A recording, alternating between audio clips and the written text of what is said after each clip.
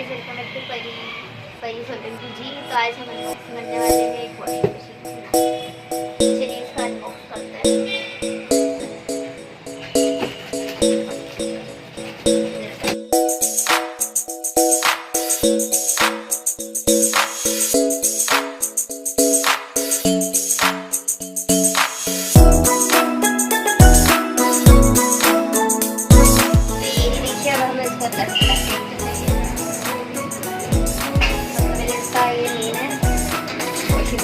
साथ ही साथ है जो कि नीचे लगेगा।